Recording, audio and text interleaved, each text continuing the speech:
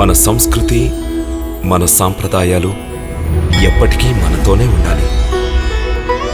భారతదేశపు మహాగ్రంథాలు, కావ్యాల సంపూర్ణ సంకలనం. సబ్స్క్రైబ్ చేయండి. తిలక్.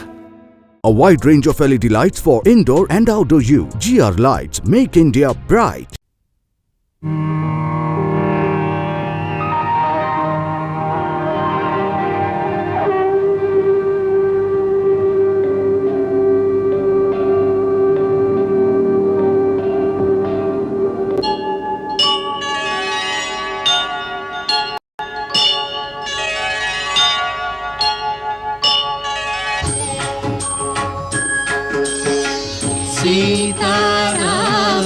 सीतारामचरितमपि रम्यम्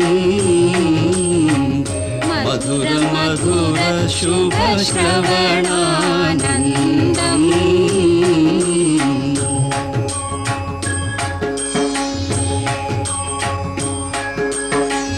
इह पर सुखमूलकिदिये प्रबन्धम् परम पदमुनकु इदि सोपानम्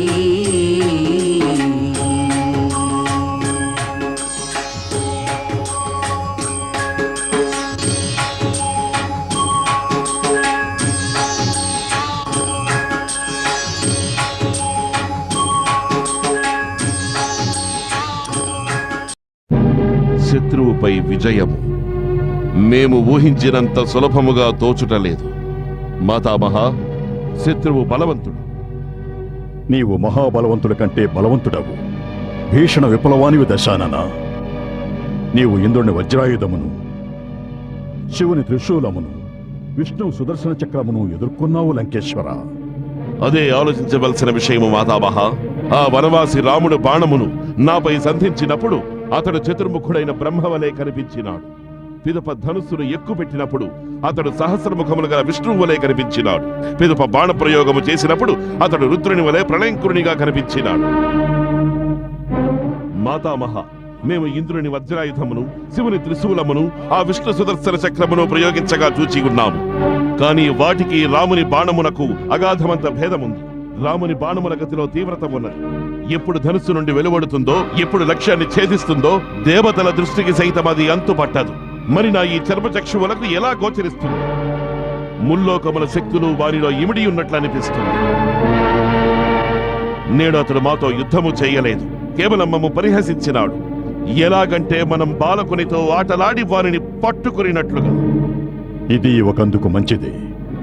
తొలినాడే నీవు శత్రువు శక్తిని తెలుసుకున్నావు. నాయన, మొదటి విజయమే అంతిమ విజయం అనుకోకు. అలాగే పరాజయం మొదటే ఎదురైందని కడవరకు పరాజయమే అనుకో. నీవు బలాబలములను, శక్తులను కూడదీసుకుని యుద్ధము చేయి. అందులకే మేము అష్టదిక్కులకు రాక్షస జాతిని సంఘటితపరచుటకై దూతలను పంపినాం. ఇకపైన దూతలను పంపవలసిన అవసరమేమున్నది? ఎందుకంటే మహాశక్తిశాలి అయిన నీ సోదరుడు కుంభకర్ణుడు నీ ఇంటిలోనే పడుకుని ఉన్నాడు. ఇదే తగిన సమయం. వారిని మేల్కొల్పు. ఓనర సైన్యమునకు అతడొక్కడే చాలు. మేల్కొల్పు వానిని. ఆశ్చర్యముగా ఉన్నది. ఇంతవరకు ఈ విషయము గుర్తుకు రాలేదెందుకని? మాతామహ, తమరు మా సమస్యకు పరిష్కారమును సూచించినారు. నాయక విరూపాక్ష, వెళ్ళు. కుంభకర్ణుని శయ్యాగృహమునకు వెళ్ళు. వారిని మేల్కొలుపు. వారికి ఈ లంకేశ్వరుని సందేశమును వినిపించు. నేడు లంకకు కుంభకర్ణుని అవసరం ఏర్పడినదని చెప్పము. వెళ్ళు. ఆజ్ఞ మహారాజా. సీత, సీత, నీకు శుభగడియలు వచ్చినట్టున్నవి. నీ మనోమందిరమున విరాజిల్లుతున్న మూర్తి నీ ఎదురుగా సాక్షాత్కరించనున్నారు. స్వప్నములు స్వప్నములు, ఇంకా ఎంతకాలము మాత? స్వప్నము సత్యమయ్యే ఉదంతము యుద్ధము తొలినాడే బయటపడినది సీత. యుద్ధము ప్రారంభమైనదా? ఎవరు ముందు పడగొడతారో వారే వీరులని అంతా అంటారు కదా. నేడది సత్యమైనది. తొలి దినమున ఆ వానరులను తుచ్చులుగా భావించిన ఆ దుష్ట రాక్షస వీరులను శ్రీరాముని సైన్యము పరాజితులను చేసినది. నిక్కమా? దాని ప్రభావము పాపిష్టి రావణునిపై ఎప్పుడు పడుతుంది? పడినది. ఈనాడు మహావీరుడైన నీ పతి వానిని శస్త్రహీనుని చేసి యుద్ధభూమిలో అందరి సమక్షమున అవమానపరిచి పంపినాడు. శస్త్రహీనులపై మా రఘువంశీయులు శరమును సంధించరని నేడు వెళ్ళి రేపురా అనినారట. పిదప తరువాత అతను గాయపడిన సర్పము వలె విచలితుడైనాడు. వాని మనోబలము చెదిరినది. మరొక్క మాట, అతను తన సోదరుడు కుంభకర్ణుని మేల్కొల్పాలనుకుంటున్నాడు.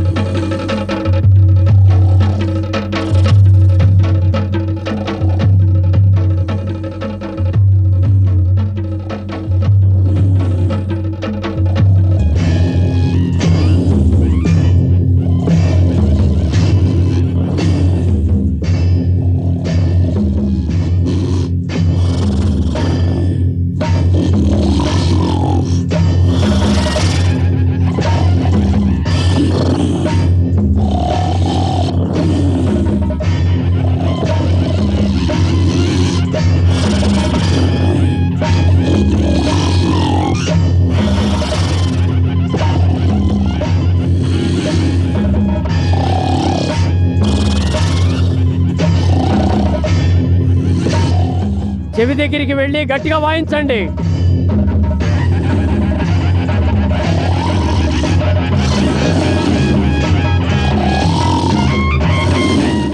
మరింత గట్టిగా.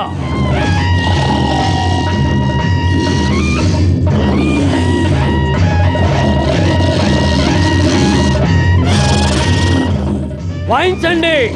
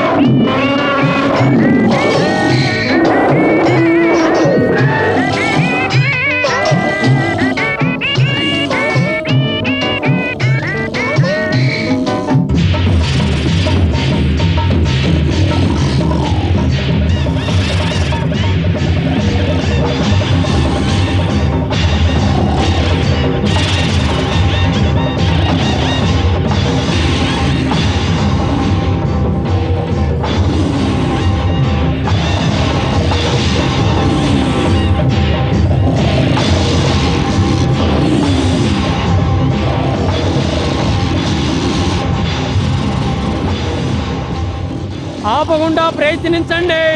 గట్టిగా వాయించండి. మరింత గట్టిగా వాయించండి. గట్టిగా కొట్టండి. శూలాలతో పొడవండి.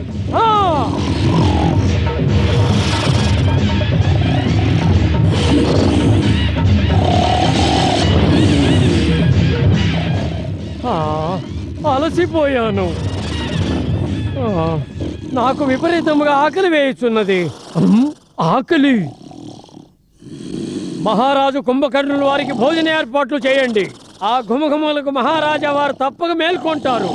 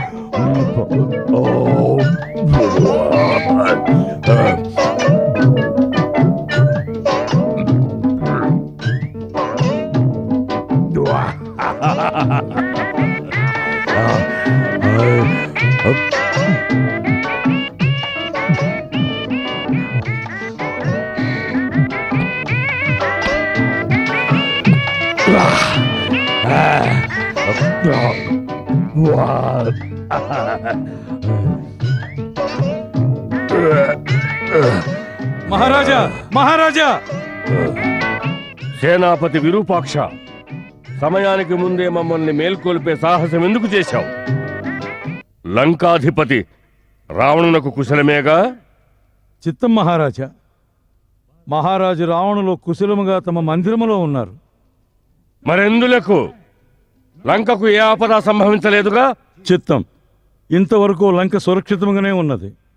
కానీ ఇప్పుడు దాని రక్షణ ప్రమాదంలో పడినది. నలువైపులా సుగ్రీవుని వానర సైన్యము చుట్టుముట్టినది. వానర సైన్యము చుట్టుముట్టినదా? అయినను వానరరాజు వాలితో మాకు సంధి ఉన్నదిగా? వాలి మరణించినాడు. వాని సోదరుడు సుగ్రీవుడు కిష్కింధ సింహాసనం అధిష్ఠించినాడు. దశరథ తనయుడు రాముని సహాయము కొరకు అతడు తన సైన్య సమేతంగా లంకపై దాడి జరిపినాడు. వానరులు లంక రాజధానిని చుట్టుముట్టినారు. అదే ఎందులకు? అయోధ్య రామునకు లంక నుండి ఏమి కావలెను? తన పత్ని. అతడి పత్ని అంటే? లంకేశ్వరుడు రాముని పత్ని సీతను అపహరించుకొచ్చాడు. సీతను అపహరించినాడా? సాక్షాత్తు జగదంబని అపహరించినాడా?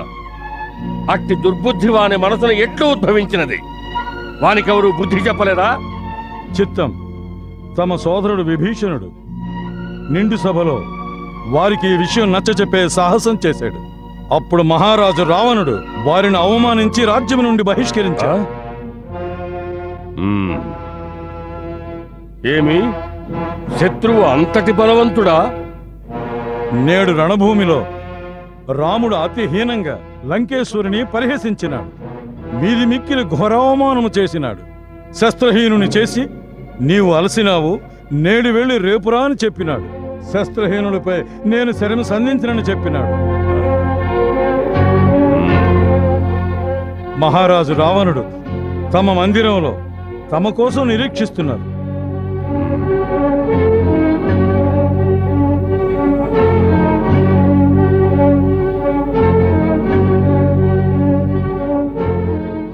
ఏమి కుంభకర్ణుడు నిద్రలేచినాడా? అవును మహారాజా, కుంభకర్ణుల వారు భవంతి నుండి బయలుదేరి తమ దర్శనం కోసం వేంచేస్తున్నారు. కుంభకర్ణుల వారిని చూచి నగరంలో ప్రజలు ఆనంద పరవశులవుతున్నారు. ఇప్పుడు నలువైపులా ఆనందము ఉత్సాహము తాండవిస్తున్నవి. మేము విలాస మందిరము పైభాగమున కేగి వీరవరేణ్యుడైన కుంభకర్ణుని ఎక్కడే కలిసెదము.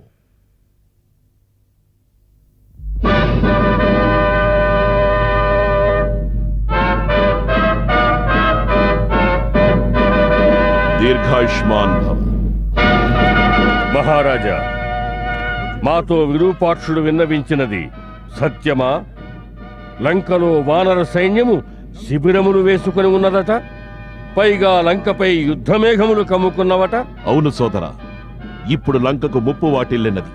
అందులకే నిన్ను అత్యవసరముగా మేలుకొల్పవలసి వచ్చినది. ఎందుకనగా మా అందరి ఆశలు ఇప్పుడు కేవలం నీపైనే పెట్టుకుని ఉన్నాము. శత్రువు స్వల్ప కాలములోనే మన ప్రముఖ ప్రధాన యోధులను హతమార్చినాడు. సముద్రమున కావలి తీరము నుండి లంకకు రాక్షస బలగము వచ్చుటకు ఇంకనూ సమయమున్నది. అంతవరకు ఈ మిగిలిన సైన్యముతో లంకను రక్షించుట బహు కష్టమనిపిస్తున్నది. లంకా కోశాగారము కూడా తరుగుచున్నది. అందుకనే నీవు యుద్ధభూమికి వెళ్లడము తప్పనిసరి అయినది. ఇంద్రజిత్తు కూడా సాధ్యం కాలేదా? మేమే రాముని స్వయముగా ఎదుర్కోలేనప్పుడు ఇక ఇంద్రజిత్తు వల్ల ఎలా సాధ్యమవుతుంది? అందుకే మేము వారిని ఇంతవరకు యుద్ధభూమికి పంపలేదు. తమరు స్వయముగా రణభూమికి ఎగినారా? అవును. ఎప్పుడైతే ప్రహస్తుడు మకరాక్షుడు మరణించారో అప్పుడు మేము ఆలోచించినాము, శత్రువు అటువంటి యోధుల వశములోనికి వచ్చువాడు కాదని. యుద్ధము కొనసాగుతూనే ఉన్నది. పైగా లంకా నివాసుల మనోబలము అనుదినము క్షీణించిపోవుచున్నది. అందుకే మేము నిర్ణయించుకున్నాము, మేమే స్వయముగా వెళ్లి ఒకేసారి శత్రువుని అంతం చెయ్యాలని. కానీ మేము ఊహించినంత నిర్బలుడుగా శత్రువు మాకు కనిపించలేదు. మా సమస్త అస్త్రములను ఖండించి మమ్మలను అస్త్రహీనుని చేసినాడు. అన్నిటికంటే గొప్ప అవమానం ఏమిటో తెలుసా? అటువంటి పరిస్థితుల్లోనూ మమ్ములను వధించలేదు. యుద్ధమున మరణించిన మా వీరత్వమునకు మచ్చ వచ్చి ఉండేది కాదు. అతడు మమ్ములను అవమానించి వెనుకకు పంపినాడు. నేడు లోకమంతయు మమ్ము చూసి నవ్వుచున్నది. సీత కూడా మమ్ము చూసి పరిహసిస్తున్నది. మేమా పరాభవమును మరిచి ఎటుల సీత ఎదుట నిలువగలము? కుంభకర్ణ సోదరా, అందుకే నీవు యుద్ధభూమికి వెళ్ళి ఆ వానరులను నరులను హతమార్చుట అత్యంత ఆవశ్యకం. నేడు రాక్షస జాతి గౌరవము నీ చేతిలో ఉన్నది. నీవి రావణునికి జరిగిన అవమానమునకు రామునిపై ప్రతీకారము తీర్చుకో.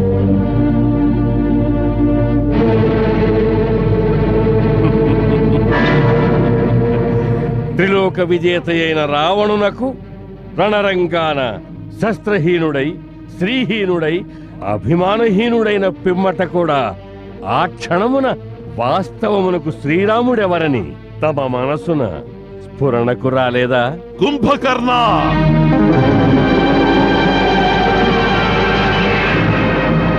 మా ఎదుట శత్రువును శ్రీ అని సంబోధించకము.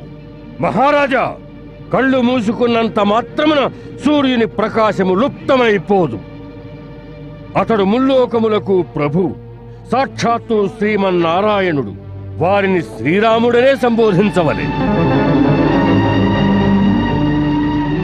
బహుశా తమరు మర్చిపోయి ఉండవచ్చు, శ్రీరామునకు కొన్ని తరముల పూర్వం ఇక్ష్వాకు వంశములోని ఒక రాజు తమరిని శపించినాడు. మా వంశమున సాక్షాత్తు శ్రీమన్నారాయణుడు నరరూపములో అవతరించగలడు. అప్పుడు అదే నరరూపములో తమరిని సంహరించగలడని. ఆ విషయము కూడా మరచితిరా? నారదుడు నాతో చెప్పినది విష్ణువు రాక్షస కులమును నాశనము చేయుటకై అయోధ్యాపతి దశరథుని ఇంట అవతరించినాడని. అగ్రజ, బ్రహ్మదేవుని మాట కూడా మరచినారా? అయినను తమరు మహారాణి సీతను అపహరించినారు. ఆమె సాక్షాత్తు లక్ష్మీదేవి అవతారం. మేము మా సోదరి అవమానమునకు ప్రతిస్పందించుట, మా సోదర వధకు ప్రతీకారము తీర్చుకొనుట మా కర్తవ్యము కాదా? కావచ్చు. ఆ కార్యమును వీరుల వలె సాధించవలే.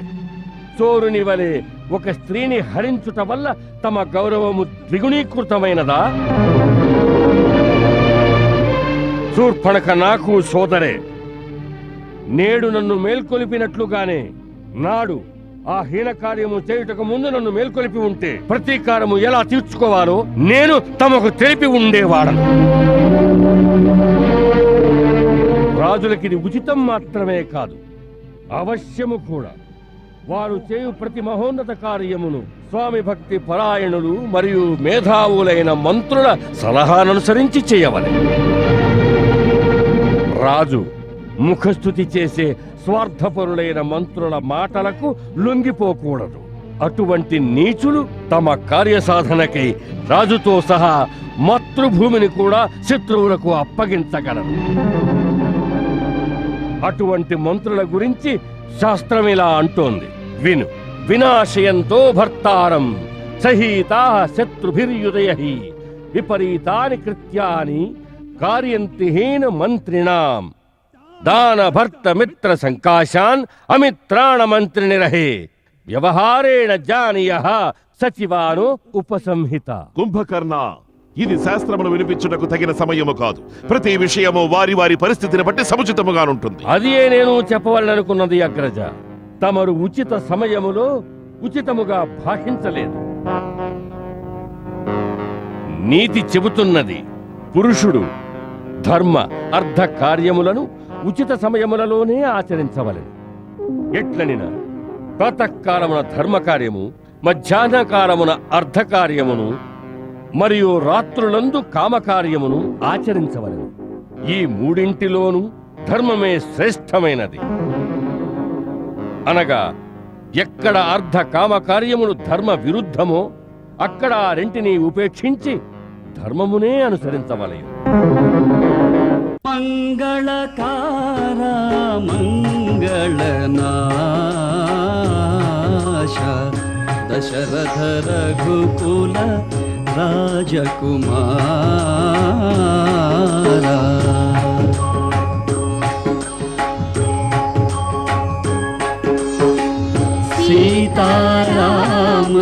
సీతారామచరితమపి రమ్యం మధుర మధుర శుభ శ్రవణ